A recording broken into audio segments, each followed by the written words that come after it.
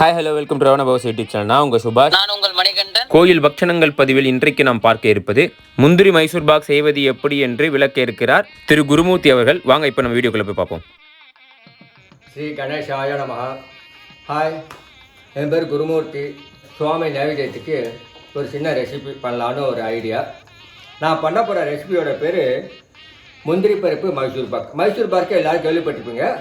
இதில் முந்திரி பருப்பு மைசூர் பாக் அது எப்படி பண்ணலாம் அப்படிங்கிறத பற்றி இப்போ பார்க்கலாம். இந்த மாதிரி ஒரு கப்பு கடலை மாவு, அதே அளவுக்கு முந்திரி பருப்பு, அதே மாதிரி 2 பங்கு, அதாவது 1 பங்கு கடலை மாவு, 1 பங்கு முந்திரி பருப்பு, அப்போ 2 கப் ஆகிடுறது இல்லையா? அதே அளவுக்கு 2 கப்பு சர்க்கரை, பிறகு அதே அளவுக்கு அதே இந்த கப்பால் 2 பங்கு நெய். இவ்வளோ தான் மொத்தம். ஸோ எப்படி பண்ணலான்னு பார்க்கலாமா?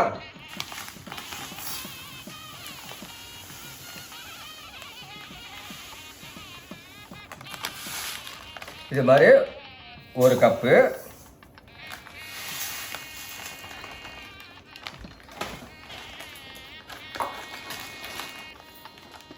ஒரு கப்பு சர்க்கரை போட்ட மாதிரி இன்னொரு கப்பு சர்க்கரை, அதே அளவு அதே கப்பால் இன்னொரு கப்பு,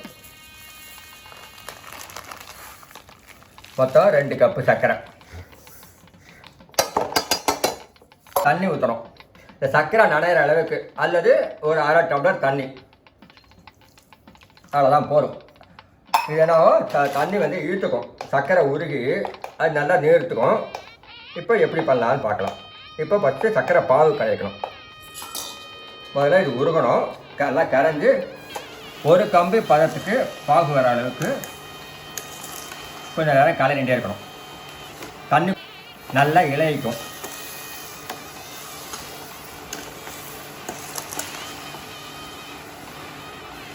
அதிகமாக தண்ணி ஊற்றினா ரொம்ப நேரம் ஆகும். அதனால தான் நான் ரொம்ப குறைச்சலாக தண்ணி ஊற்றுருக்கேன். குறைச்சலாக தண்ணி ஊற்றினா சீக்கிரமாக கம்பி பதத்துக்கு வந்துடும். ரொம்ப கம்பி பதம் வேண்டாம், முதல் கம்பி பதம்.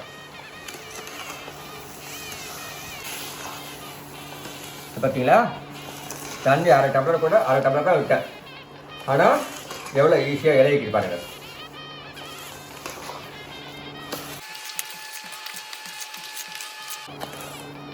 இன்னும் நேராக இன்னும் நல்லா இலைக்கும். டைமாக அப்படியே இலகு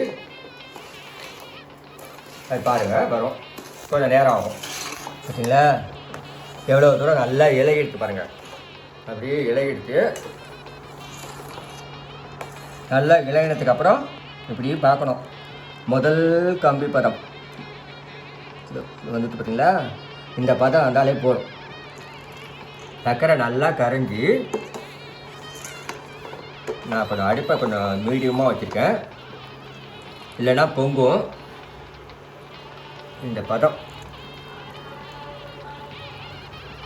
பார்த்தீங்களா, ஈஸியாக தெரியுதுங்களா? இந்த பதம் இருந்தால் போதும்.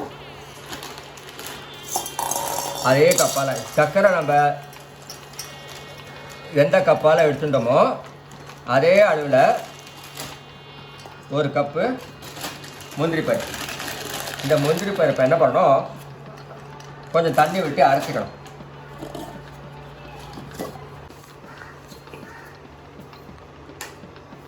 இதுக்கு கொஞ்சம் தண்ணி விட்டு அரைச்சிக்கணும்.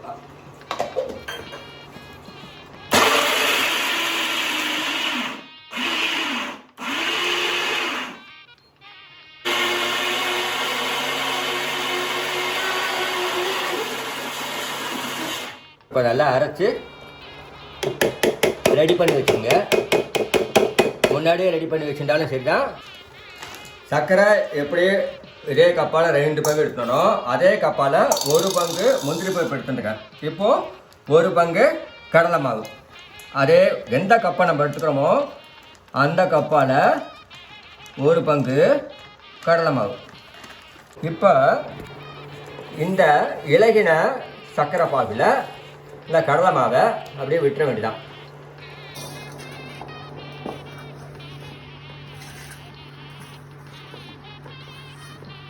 மைசூர் பாக்கு பண்ணுவோம் இல்லையா, அதே மாதிரி தான். மைசூர் பாக்குக்கு வேறு மாதிரி கொஞ்சம் கொஞ்சமாக கடலை மாவை விடணும்.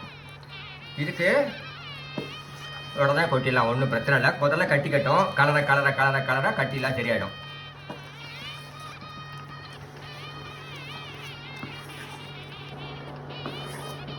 ரொம்ப ஹையில் வச்சு கடலை மாவை கொட்டினீங்கன்னா கட்டி போயிட்டோம், அப்புறம் அந்த கட்டியை கரைக்க முடியாது, ரொம்ப கஷ்டம். அதனால சிம்மில் வச்சுட்டோ இல்லை மீடியமில் வச்சுட்டோ கடலை மாவை கொட்டி கலரினீங்கன்னா சீக்கிரமாக அந்த கடலை மாவு கரைஞ்சிடும், கட்டி கட்டாது.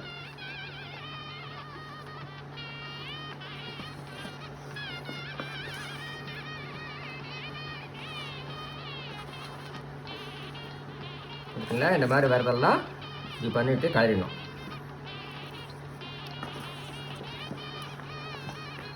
கலரா அதை கட்டி எல்லாம் கரைஞ்சிப்படும்.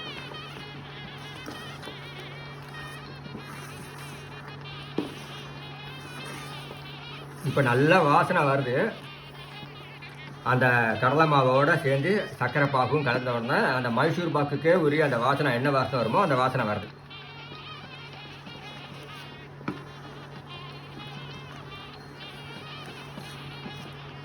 அடுப்பை நான் ரொம்ப சிம்மில் வச்சுருக்கேன்.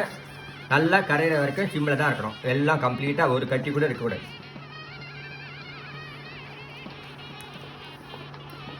மாவை கொட்டின உடனே நிறைய கட்டிக்கும். அதை பார்த்துட்டு பயந்துட வேண்டாம், கவலைப்பட வேண்டாம். இப்படியே கலரிகிட்டே இருந்தால் சரியாயிடும்.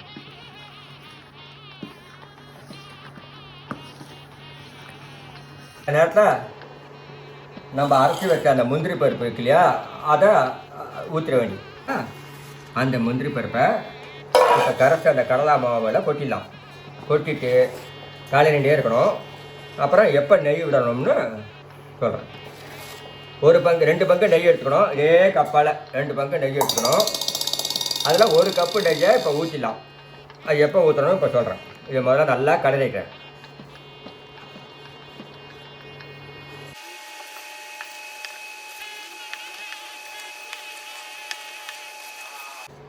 கொஞ்சம் அப்படி அசந்துட்டோம்னா போச்சு, அரி பிடிச்சிடும். அரி பிடிச்சிட்டு அப்புறம் கருகின ஸ்மெல், தீஞ்ச ஸ்மெல் வரும். அதனால் கவனமாக கலரிகிட்டே இருக்கணும், கையே விடக்கூடாது.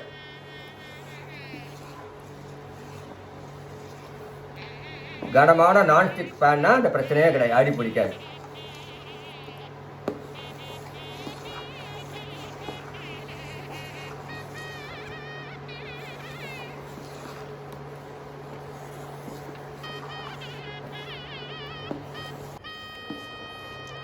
பார்த்தீங்களா, எந்த கப்பால் சர்க்கரை எடுத்துட்டனோ, எந்த கப்பால் கடலை மாவு எடுத்துட்டனோ, எந்த கப்பால் முந்திரி பருப்பு எடுத்துட்டனோ, அதே கப்பால் 2 கப்பு நெய் எடுத்துக்கணும். முதல்ல 1 கப்பு நெய் விட ஆரம்பிச்சிடலாம். இந்த நெய்யிலே 1 பங்கில் இப்போ பாதி தான் விட்டுருக்கேன்.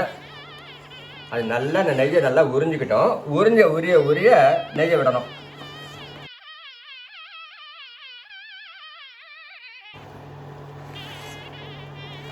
இப்போ எல்லா நெய்யும் ஆல்மோஸ்ட் ஈத்துன்ட்டு. இப்போ பாக்கி நெய்யை விடலாம்.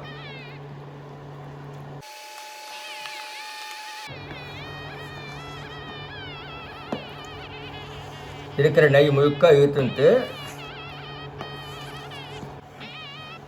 கலரிகிட்டே இருக்கணும். அப்படி ஒட்டாமல் சுருண்டுன்னு வரும்.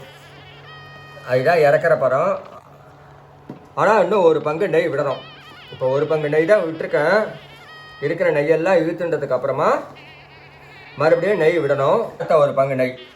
அதெல்லாம் கொஞ்சம் கொஞ்சமாக நெய்யை அப்பப்போ விட்டுக்கணும், மொத்தமாக விட வேண்டாம், பார்த்துட்டு விடலாம். 2 பங்கு நெய்யில் இன்னும் பாக்கி விட நெய் தான் இருக்குது. இப்படி நெய்யெல்லாம் இழுத்துன்றதுக்கு அப்புறமா ஒட்டாமல் சுருண்டு வரும். இதுதான் இறக்குற பதம். இந்த மாதிரி ஒரு ட்ரேயில் ஒன்று நெய்யை தடவிக்கணும், இல்லைன்னா இப்படி ஒரு பட்டர் பேப்பர் போட்டு இதில் கொட்ட வேண்டியதான். கொட்டிட்டு ஆறி போன அப்புறமா ஸ்லைட் பண்ணிக்கணும், கட் பண்ணி இது பண்ணிக்க வேண்டியதான்.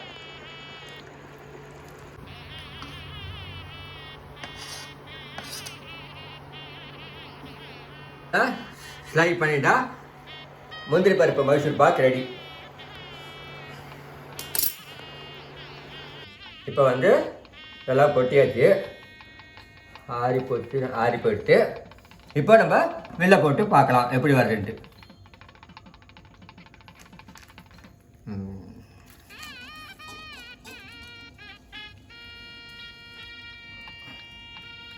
நல்லாவே ஹிட் ஆயிருக்கு.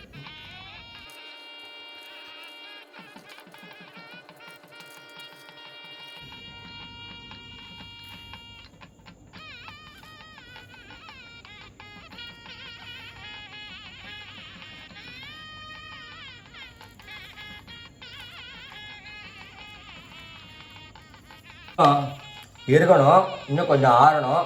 இருந்தாலும் கொஞ்சம் சீக்கிரமாகவே எடுத்துட்டேன். இதை சுவாமிக்கு நைவேத்தியம் பண்ணுறதுக்கு முந்திரி பருப்பு மைசூர் பாக்குங்கிறதுனால எல்லாத்தையும் ஒரு முந்திரி பருப்பை அமுக்கி வைக்கிறேன்.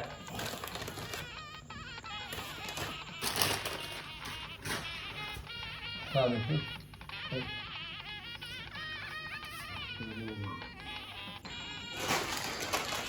இப்போது முந்திரி பருப்பு மைசூர் பாக் ரெடி. இப்போ நான் பண்ணினதை நீங்களும் உங்கள் காலத்தில் ட்ரை பண்ணி பாருங்க. ட்ரை பண்ணி பார்த்துட்டு எப்படி வந்ததுன்னு எனக்கு கீழே கமெண்டில் சொல்லுங்கள். ஓகேவா? நன்றி. ஓகேங்க, நம்ம ஃபைனலாக வீடியோட எண்டுக்கு வந்துடும். இந்த வீடியோ உங்களுக்கு பிடிச்சிருந்தா லைக், கமெண்ட், மறக்காம உங்கள் ஃப்ரெண்ட்ஸ் சர்க்கிள் ஷேர் பண்ணுங்கள். நம்ம சேனல் சப்ஸ்கிரைப் பண்ணுங்கள். இதேமாரி வேறு ஒரு பக்ஷண பதிவில் சந்திக்கிறோம். Until Baba C take care. சுபாஷ் மற்றும் மணிகண்டன்.